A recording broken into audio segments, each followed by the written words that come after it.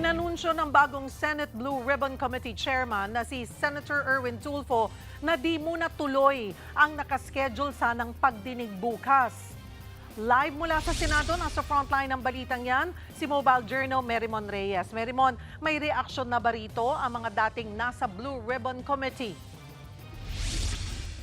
Cheryl, sa naunang Facebook Live ni Senate President Alan Peter Cayetano, kaninang tanghali, kinumpirma niya na tuloy ang pagdinig ng Senate Blue Ribbon Committee kaugnay sa maanumalyang flood control projects. Yan ay kahit daw lahat ay ginagawa raw ng mga senador sa minorya para di matuloy ang pagdinig kung saan inaasahang lalabas daw ang katotohanan. Pakinggan natin muna ang bahagi ng pahayag ni Cayetano kanina.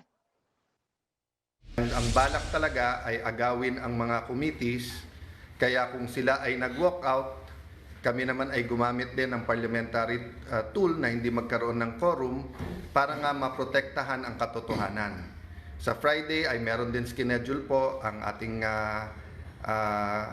kasama sa Senate na talagang parating aral.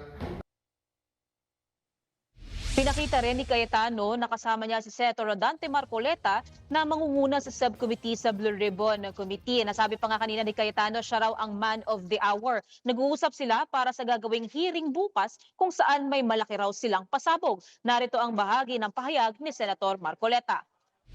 Huwag kayong kukurap. Ang gagawin namin bukas will define the direction of this country kung saan tayo papunta. Salamat po sa inyong lahat at sa inyong suporta. Pinaiwatig din ni Cayetano na mayroong ilang mga senador mula sa 11 miyembro ng dating minority bloc ang posibleng sangkot sa maanumalyang flood control projects. Ayon kay Cayetano, kasama sa nabanggit na 18 dating bagman umano ni Zaldico, ang ilan sa mga senador sa minorya na nahatiran daw ng kickback mula sa flood control projects.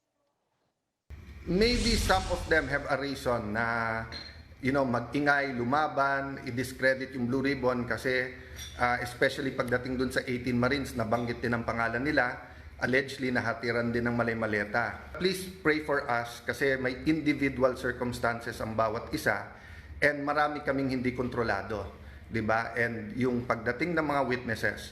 By the way, gusto ko lang malaman nyo, we also invited the Office of the Ombudsman, the DPWH and the DBM or the representatives kasi we'll do this very orderly. Pero matapos na ang pagpapalit ng liderato sa Senado, napalitan din ang chairman ng Blue Ribbon Committee. Inilipat ang chairmanship mula kay Senator Pia Cayetano papunta kay Senator Erwin Tulfo. Inanunsyo rin ni Senator na hindi raw matutuloy ang naunang schedule ng pagdinig bukas. Sa halip ay itutuloy na raw ito sa Lunes, June 8 ayon kay Senator Tulfo. Pag-aaralan din daw muli ng Blue Ribbon Committee ang mga iimbitahang resource person. Kabilang na nga dyan ang mga nagpapakilalang dating bagman ni Zaldico. Narito ang bahagi ng pahayag ni Senator Erwin Tulfo. We have to review these people. May sasabihin po ba talaga? Mayroon po bang i-disclose? We have to review this. Number two, the proper way to invite resource persons, you do not give it out to the media. You give it to the members first. Ang nangyari po kanina, yung lista na sinasabi nila invited sa Blue Ribbon, hindi po dumaan sa tamang process.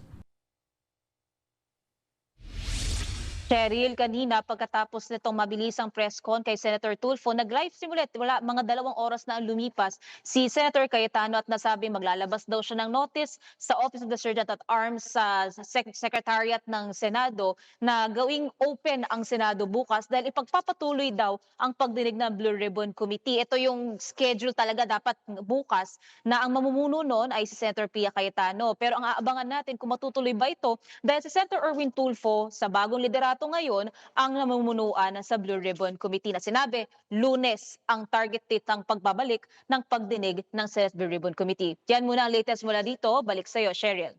Maraming salamat, Mobile Journal, Merimon Reyes. Mga kapatid, Cheryl Cosing po. Maging maalam at may pakialam sa mga napapanahong issue at headlines. Mag-follow at mag-subscribe na sa social media pages ng News 5.